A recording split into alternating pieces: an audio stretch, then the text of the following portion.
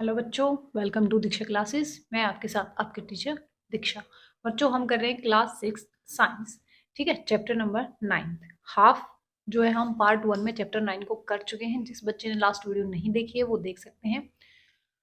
Half part जो है 9th chapter का वो अब हम कवर करेंगे आज की वीडियो में। ठीक है, नेक्स्ट वीडियो में हम इसके क्वेश्चन आंसर्स को देखेंगे और ऐसे ही हम कंप्लीट 6th क्लास की जो एनसीईआरटी साइंस की बुक है उसको हम करेंगे। ठीक है, तो आप नेक्स्ट वीडियोस मेरे साथ करने के लिए चैनल को सब्सक्राइब कर लीजिए। वीडियो अच्छी लगती है तो अपने दोस्तों के साथ शेयर जरूर करें। ठीक है, तो चलिए अब जो लेसन हमारा रहता है उसको हम कवर कर लेते हैं आज की वीडियो में।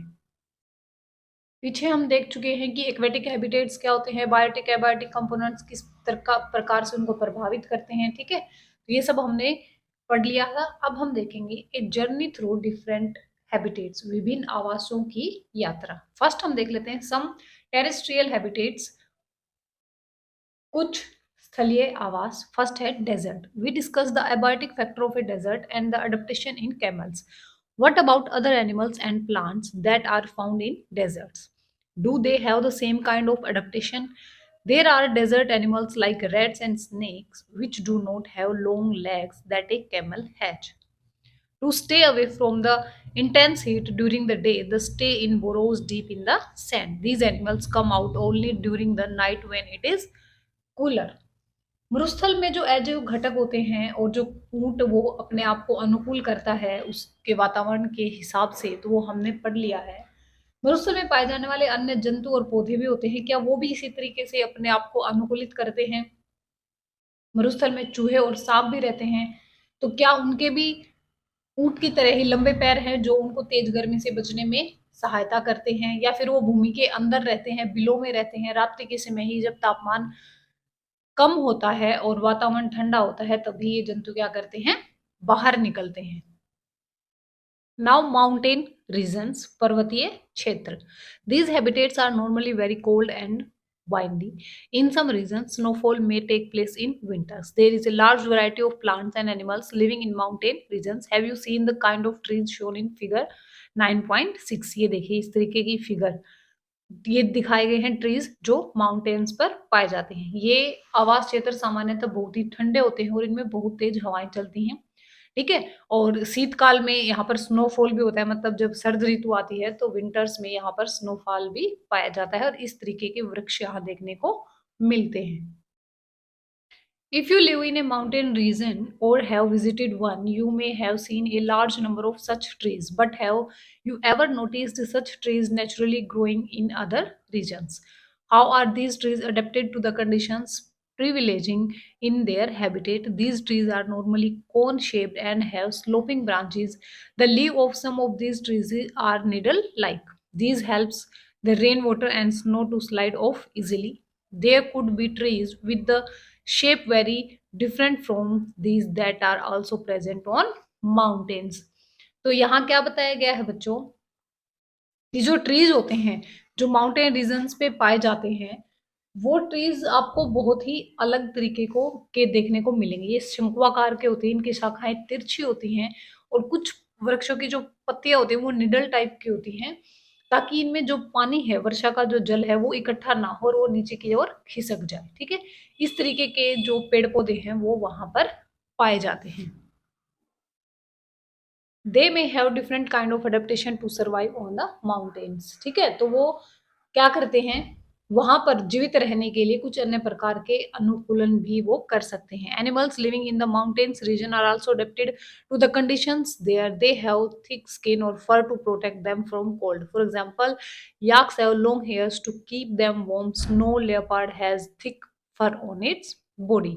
ठीक है, तो क्या बताया गया है कि जो पर्वतीय क्षेत्रों में जंतु पाए जाते हैं उन्हें भी उन्हीं की वातावरण के अनुसार, परिस्थितियों के अनुसार अनुकूलित होने के लिए उनको मोटी त्वचा है उनके पास और ठंड से बचने के लिए उनके क्या होते हैं, फर होते हैं, बाल होते हैं। ठीक है, ताकि वो उनको गर्म रख सके, जैसे कि याक के शरीर पर लंबे लंबे बाल पाए जाते हैं। ठीक है ना, तो इस तरीके से उनके को गर्म रखने के लिए उनके शरीर की चमड़ी जो है मोटी होती है और उसके ऊपर फर पाए जाते हैं। This protect its feet from the cold when it walks on the snow. The mountain goat has strong hooves for running up the rocky slopes of the mountains. As we go up in the mountains region, the surrounding changes and we see different kind of adaptation at different heights. तो इसी प्रकार जैसे जैसे हम पर्वतीय क्षेत्रों में और भी ऊपर ज्यादा चढ़ने के देखेंगे, वहां के परिवेश को देखेंगे, तो वो इनसे भी डिफरेंट मिलेगा, ठीक है। और ऊंचाई पर जाने वालों के लिए अलग से आपको जीव जंतुओं की विविधताएं दिखाई देंगी। अब हम पढ़ेंगे ग्रासलैंड्स के बारे में। ग्रासलैंड्स क्या होते हैं? घास स्थल। A lion lives in a forest or a grassland and it is a strong animal that can hunt and kill animal like deer. It is light brown in color. Look at the picture of lion and that of deer. How are the eyes placed in the face of these two animals? Are they in front of on one side of the face? Lions have long claws in their front legs and they can be withdrawn inside the toes. Do the features of lion help it in any way to survive? क्या बताया गया बच्चे? जो शेर होता है वो one में घास स्थल में रहता है, ठीक है। और वो एक शक्तिशाली जंतु है जो हिरण जैसे जंतुओं का शिकार बहुत ही आसानी से कर सकता है और उनको मारकर खा जाता है, ठीक है। ये मटमेले से भूरे रंग का होता है और एक शेर जो है और हिरण आपको नीचे फिगर में दिखाए गए हैं। तो इन दोनों की आंखों को आप देखिए, एक की आंखें बिल्कुल सामने है और एक की थोड़ी सी तिरछी हैं, साइड में है। शेर के जो अगले पैर होते हैं वो बहुत ही, उसके नाखून लंबे होते हैं और वो क्या करता है, उनको अंदर खींच कर छिपा कर रखता है और जैसे ही उसके सामने कोई उसका शिकार आता है तब वो इन्हीं पंजों से क्या करता है, उसका शिकार कर लेता है। Its light brown color help to hide in dry grassland when it hunts for prey. These any eyes, the eyes in front of the face allow it to have a correct idea about the location of its prey. तो जो इसकी सामने की तरफ की आंखें हैं वो इसका शिकारी का पता लगाने के लिए इसकी हेल्प करती हैं, ठीक है। A deer is another animal that lives in forest and grassland. It has strong teeth for chewing hard plant stem of forest. A deer needs to know about the presence of predators, मतलब कि animals like lion that make it the prey, जो इनको अपना भोजन बना लेते हैं। In order to run away them, the note become their prey. It has long ears for hear movements of predators. The eye on side of its head allow to look in all the direction for danger. The speed of deer help them to run away from the predators. ठीक है।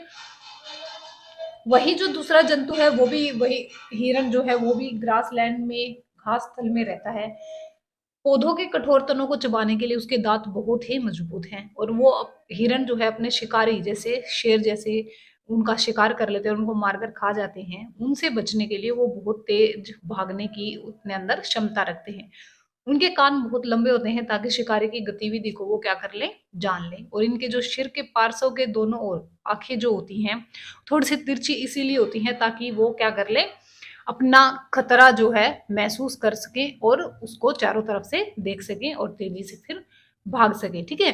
तो इसी तरह से हमने देखा कि जो सभी जीव जंतु हैं, सभी जो प्राणी हैं, वो अपने आप से अनुकूलन अपने वातावरण के अनुसार कर लेते हैं और वो अपने आप को परिस्थितियों के अनुसार ढाल लेते हैं।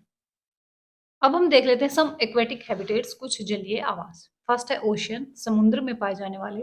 We already discussed how fish are adapted to live in the sea. Many other sea animals have streamlined bodies to help them move easily in water. There are some sea animals like squid and octopus which do not have this streamlined shape. They stay deeper in the ocean near the seabird and catch any prey that moves towards them. However, when they move in water, they make their body shape streamlined. These animals have gills to help them use oxygen dissolved in water.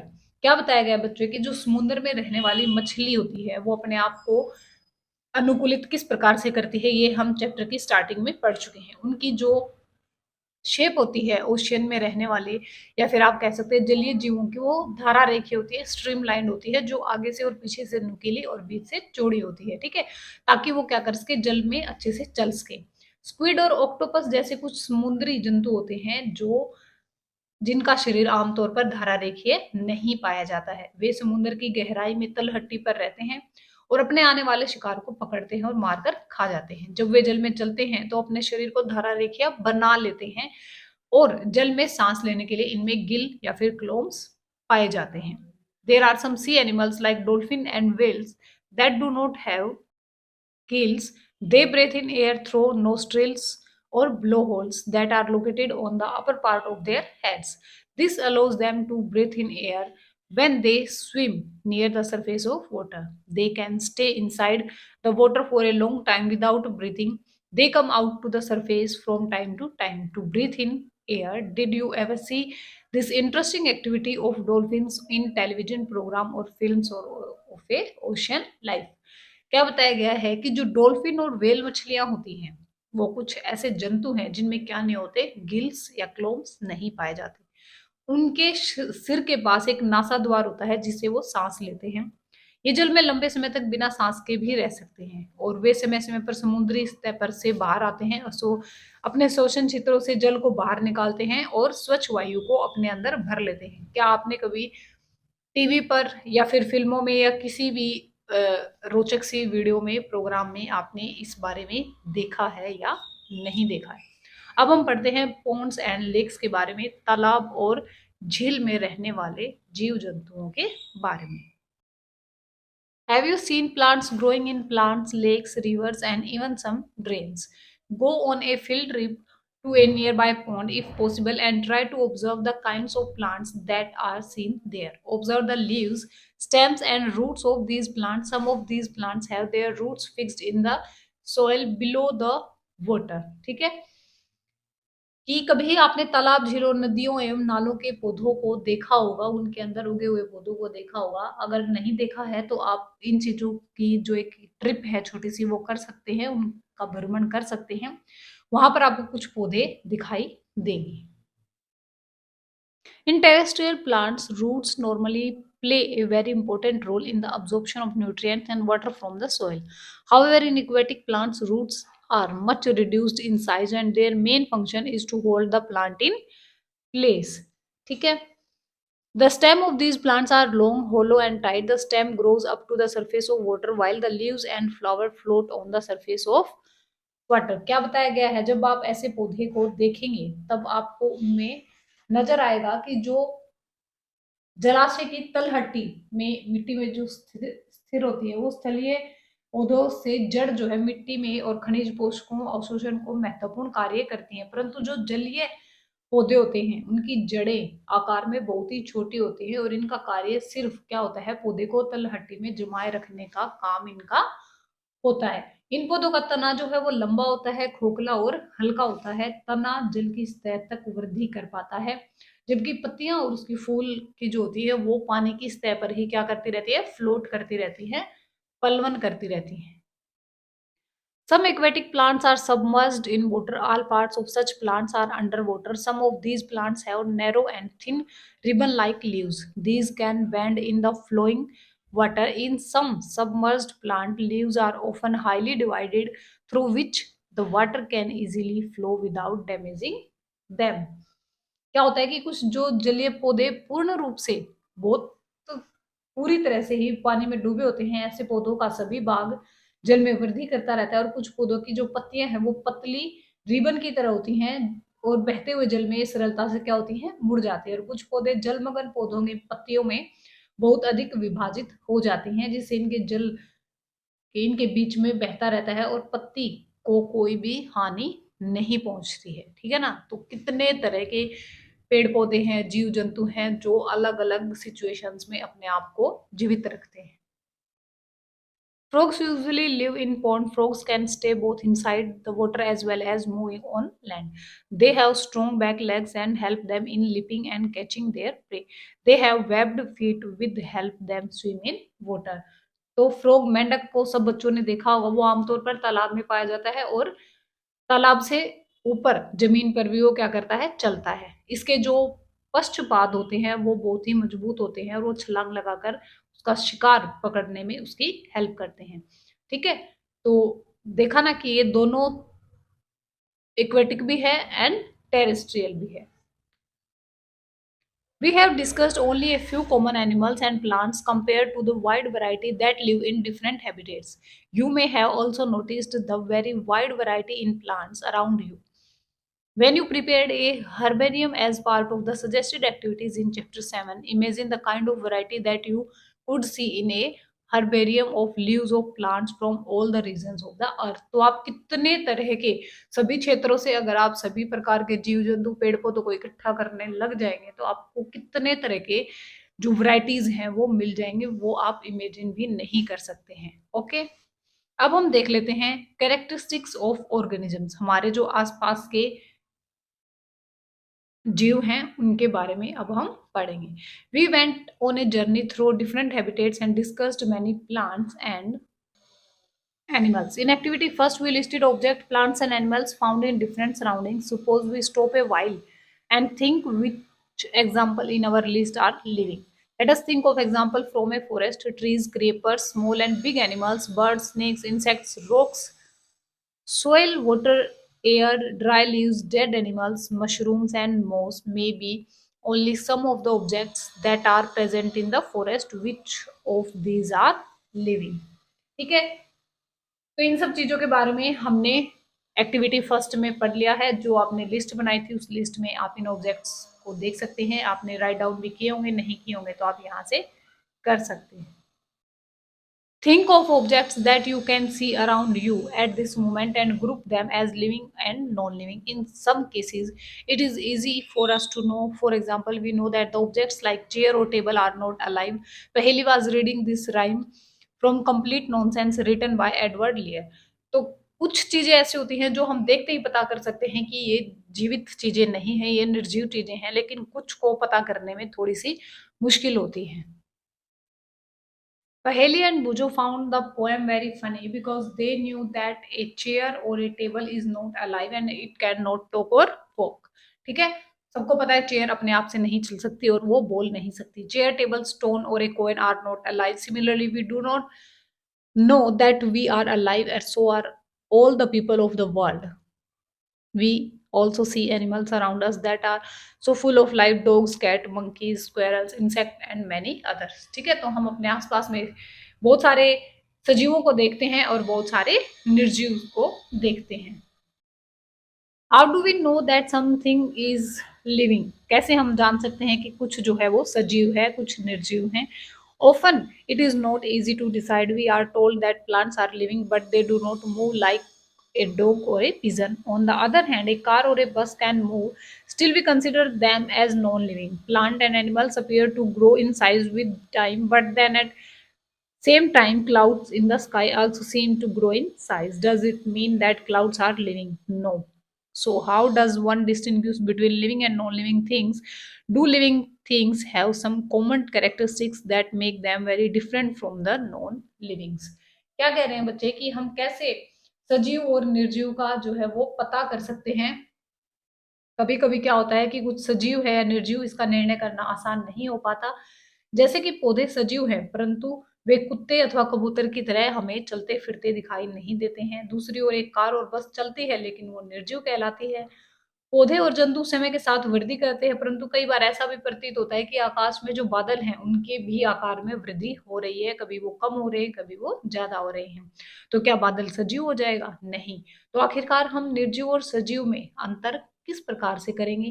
क्या सजीव में कुछ विशेष लक्षण होते हैं या फिर निर्जीव में कुछ विशेष लक्षण होते हैं? इसके बारे में हम जानेंगे। You are a wonderful example of a living being. What characteristics do you have which make you different from a non living thing? List a few of these characteristics in your notebook. Look at your list and mark those characteristics that you have listed, which may also be found in animals or plants. Some of these characteristics are perhaps common to all living things. आप अपने आप में क्या हैं? एक सजीव का बहुत अच्छा उदाहरण है। तो आप अपने विशेष लक्षणों को लिखिए जो आपको निर्जीवों से अलग करता है। ठीक है, और फिर उनको आप ध्यान से देखिए कि पौधे और जंतुओं में भी वो सेम थिंग्स, सेम कैरेक्टरिस्टिक्स पाई जाती हैं या फिर नहीं पाई जाती हैं। तो कुछ लक्षण सभी सजीव वस्तुओं में समान होंगे और कुछ लक्षण निर्जीव वस्तुओं में समान होंगे। Do all organisms need food? क्या सभी सजीवों को भोजन की आवश्यकता होती है? In chapter first and second we learn that all living things need food and how essential it is animals to and to us. हमारे लिए और एनिमल्स के लिए किस प्रकार से भोजन बहुत आवश्यक है। We have also learn that plant make their own food by the process of photosynthesis, animal depend on plants and other animals for their food. तो पौधे जो है फोटोसिंथेसिस करके अपना भोजन बनाते हैं, और एनिमल्स पौधों पर और दूसरे एनिमल्स पर खाने के लिए निर्भर होते हैं। Food gives organisms the energy needed for them to grow. Organisms also need energy for other life process that go on inside them. ठीक है, तो फूड हमें या फिर सभी लिविंग ऑर्गेनिजम्स को एनर्जी देता है, इसलिए फूड बहुत जरूरी है। Do all organisms show growth? क्या सभी जो जीव होते हैं उनमें वृद्धि दिखाई देती है? Does the kurta you had 4 years back still fit you? जो कुर्ता 4 साल पहले का है, क्या वो अभी भी आपको सही से फिट हो जाता है? You can not wear it any more isn't it? अब आप उसको नहीं पहन सकते।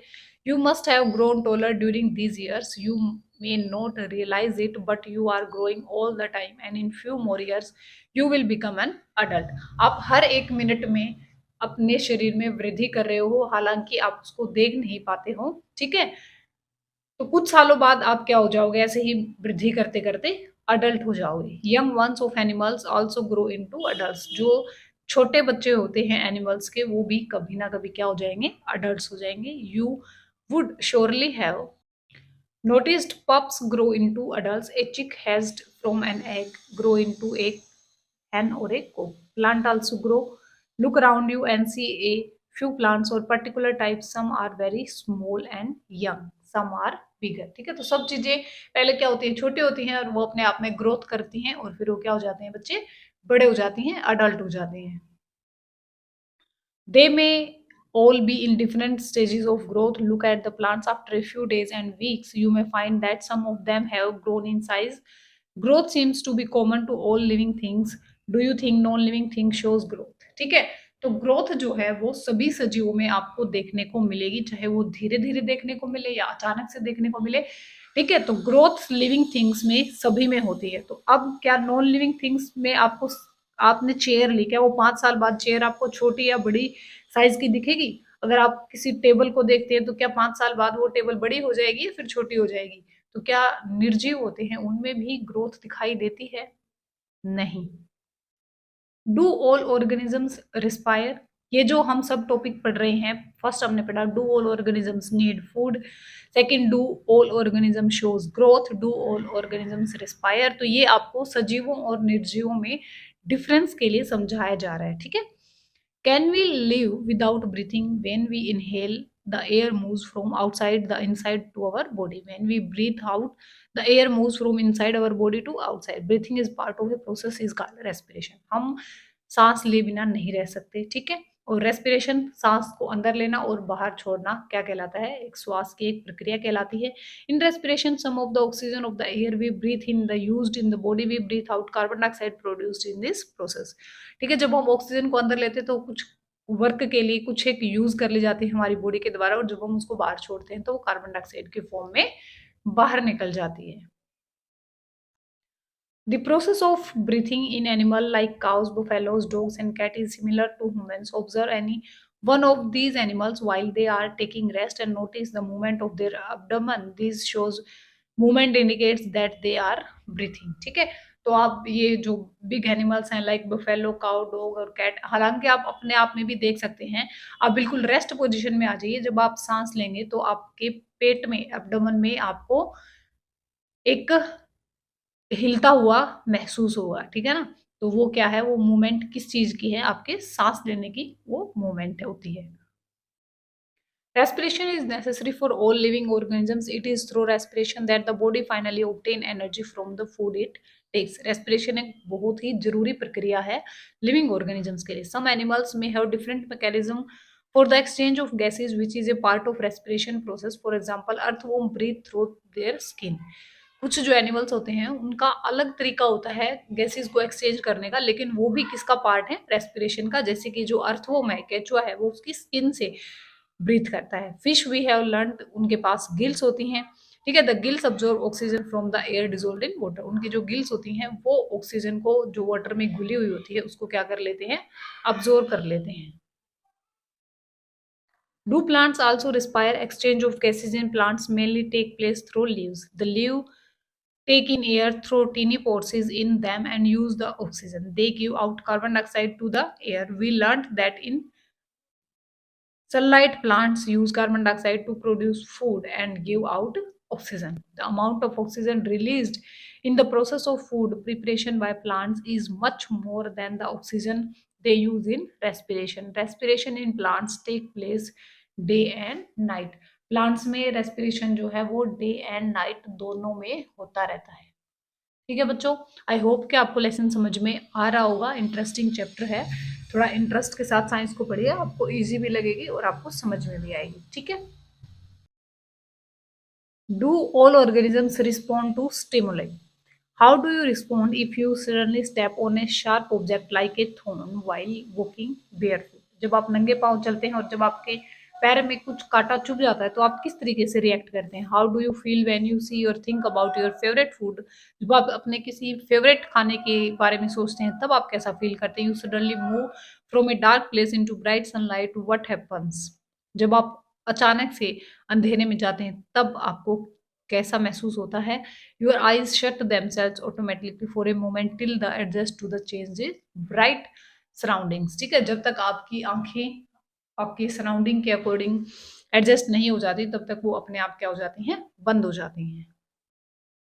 Your favourite food, bright light and thorn in the above situations are some example of changes in your surroundings. All of us respond immediately to such changes in our surroundings that makes us respond to them are called stimuli. ठीक है, जब हम किसी के लिए respond करते हैं, इन सभी क्रियाओं से, प्रकारों से, परिवर्तनों के प्रति अनुक्रिया करते हैं, वातावरण में होने वाले इन्हीं परिवर्तनों को हम स्टिमुलाई, उद्दीपन कहते हैं। Do other animals also respond to stimuli? Observe the behavior of animals. When food is served to them, do you find them suddenly becoming active on seeing the food? आपने देखा होगा कि जब हम उनको फूड देते तो क्या करते हैं? सडनली एक्टिवेट हो जाते हैं। When you move toward a bird, what does it do? वो उड़ जाता है। Wild animals run away when bright light is flashed towards them. Similarly, cockroach begin to move to their hiding places if the light in the kitchen is switched on at night. Can you give some more examples of response animal to stimuli? तो सभी जो सजीव होते हैं वो क्या करते हैं? उद्दीपन के प्रति अपनी अनुक्रिया को करते हैं। ठीक है। Do plants also respond to stimuli? Flowers of some plants bloom only at night. In some plants, flowers close after sunset. In some plants, like mimosa, commonly used known as touch me not, ठीक है, leaves close or fold when someone touches them. These are some examples of response of plants towards changes in their surroundings. तो सभी जो पेड़ पौधे होते हैं वो क्या करते हैं? छुई मुई का जैसे पौधा होता है, उसके छूने से उसकी पत्तियां अचानक से मुरझा जाती हैं, सिकुड़ जाती हैं। तो हमने देखा कि सभी प्रकार के जो जीव जंतु हैं या फिर पेड़ पौधे हैं या फिर हम हैं, इट मीन्स सभी जो सजीव हैं वो अपने अनुक्रिया के प्रति उद्दीपन को शो करते हैं। ठीक है, स्टिमुलाई शो करते हैं। वहीं आप निर्जीव को देख सकते हैं। क्या आप चेयर के सामने खाना रखेंगे तो क्या वो खाना खाने के लिए चल पड़ेगी? इसी प्रकार से आप किसी अलमीरा के सामने कुछ रखेंगे तो क्या वो अलमीरा वहां से हिल सकेगी? ऐसा नहीं होता। तो सिर्फ जो सजीव होते हैं वो स्टिमुलाई को शो करते हैं। It is not growing upright, do you think this may be in response to some stimulus? All living things respond to exchange around them. जब भी उनके वातावरण में कुछ चेंजेस होंगे वो क्या करने लग जाएंगे? उधर से रिस्पॉन्स करना शुरू कर देंगे और इसी को क्या बोलते हैं? उद्दीपन बोलते हैं। ठीक है, अब हम पढ़ेंगे लिविंग ऑर्गेनिजम्स एंड एक्सक्रीशन के बारे में। सभी जो सजीव होते हैं वो उद्दीपन के प्रति अनुक्रिया को करते हैं, ये हमने देख लिया। अब हम देखेंगे कि जो लिविंग थिंग्स होती हैं वो एक्सक्रीशन, उत्सर्जन किस प्रकार से करती हैं। All organisms need food. सभी सजीवों को भोजन की आवश्यकता होती है। Not all the food that the eaten is completely used, only part of it is utilized by the body. What happens to the rest? जो बचा हुआ भोजन है उसका क्या होता है? कुछ जो है बॉडी यूटिलाइज कर लेती है, उसके अलावा जो बच जाता है उसका क्या होता है? This has to be removed from the body as waste. Our body produces some waste in other life process also. The process of getting rid of waste by organisms is known as excretion. जो waste हमारे शरीर में बनता है उसको शरीर से बाहर निकालना ही क्या कहलाता है? उत्सर्जन कहलाता है, एक्सक्रीशन कहलाता है। Do plants also excrete? They do, but not as seen in animals. The mechanism in plants are a little different. Some plants find if it possible to store the waste product within their parts in a way that they do not harm the plant as a whole. Some plants remove waste product as secretion. ठीक है? क्या पौधे भी उत्सर्जन करते हैं? हाँ, पौधे भी उत्सर्जन करते हैं, परंतु इनका जो प्रक्रम है वो कुछ अलग ढंग का होता है। पौधे में कुछ हानिकारक अथवा विषैले पदार्थ भी उत्पन्न होते हैं। कुछ पौधों में यह अपशिष्ट जो है वो पौधों से कुछ विशेष भागों में संग्रहित भी कर लिया जाता है, जिससे उनको कोई हानि नहीं पहुंचती। और कुछ पौधों में अपशिष्ट पदार्थ का निष्कासन जो है वो एक स्राव के रूप में भी हो जाता है। Okay. Do all organisms reproduce their own kind? Have you ever seen nest of some birds like pigeons?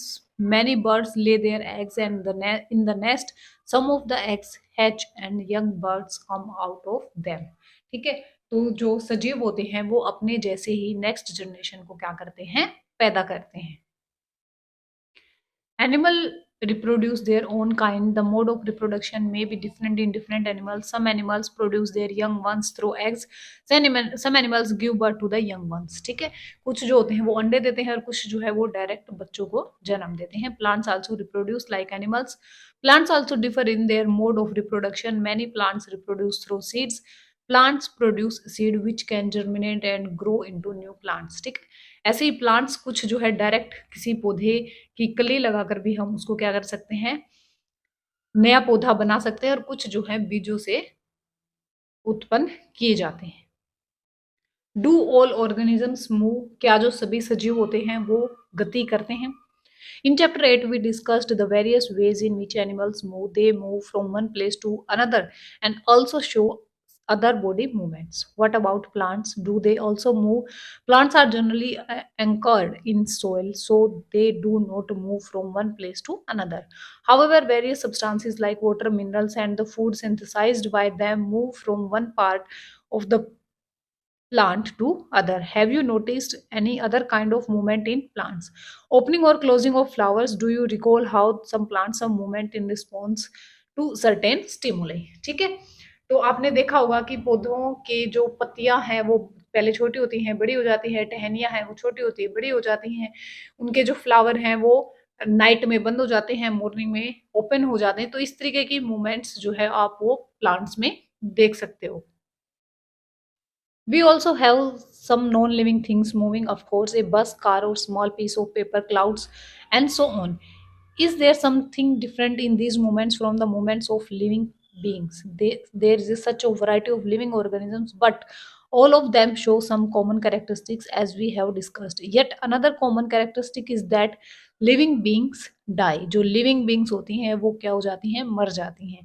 Because organisms die, particular type of organisms can survive other over thousands of years only if they reproduce their own kind. वो अपने जैसे ही next generation को पैदा करते हैं, इसलिए जो उनकी जाति है, उनकी जो प्रजाति है वो बहुत ज्यादा सालों तक, वर्षों तक, दशकों तक, सेंचुरीज तक, शताब्दियों तक चलती रहती है। One single organism may die without ever reproducing, but the type of organisms can exist only if there is reproduction. तो उनकी जो टाइप है वो रिप्रोडक्शन, प्रजनन करने के कारण ही जिंदा रह पाती हैं। We see that all living things seem to have some common characteristics. They all need food, respire, respond to stimuli, reproduce, show movement, grow and die. ये सब हमने देखा कि लिविंग थिंग्स जो है वो शो करती हैं, नॉन लिविंग थिंग्स ये चीजें शो नहीं करती हैं, ये कैरेक्टरिस्टिक्स उनमें नहीं पाई जाती। Do we find some non living things that also show some characteristics like car, bicycle, clock and the water in the river movements show करती हैं ये सब चीजें। The moon moves in the sky, a cloud grows in size right in front of our eyes. Can such things be called living? We ask ourselves, do these objects also show all the other characteristics of living things? ठीक है, तो क्या इन्होंने movement तो show की, लेकिन जो अलग इन मूवमेंट से अलग जो करेक्टरिस्टिक्स थी क्या वो भी ये शो कर पा रहे हैं? नहीं। In general, sometimes that is living may have all the characteristics that we have discussed, while non-living things may not show all these characteristics at the same time. In this always true, do we always find that living things definitely show all the characteristics of the living that we have discussed? Do we always find that non living things may show only some of these characteristics and never all of them? To understand this is a little better, let us look a specific example. Consider any seed, say moon. Is it living? It can stay month in a show for months and not show any growth or some of other characteristic of life. However, we bring the same seed and plant in soil, water, and it turns into a whole plant. Did the seed need food? Did it excrete, grow and reproduce when it was in the shop for many months? ठीक है, जब वो shop में होता है मूंग का कोई भी सीड बीज, वो कोई भी हलचल उसमें नहीं दिखाई देती, लेकिन जैसे ही आप उसको मिट्टी में डाल देंगे, पानी देंगे, तो वो उग जाएगा और फिर वो सभी प्लांट वाली जो कैरेक्टरिस्टिक्स हैं वो उसके अंदर आ जाएंगी, वो लिविंग थिंग हो जाएगा. We see that there can be cases when we cannot easily say that the thing has all characteristic that we have discussed for it to be called living. ठीक है, तो हमारे पास प्रॉपर कोई भी ऐसी definition नहीं है which thing is living and which is not. What then is life?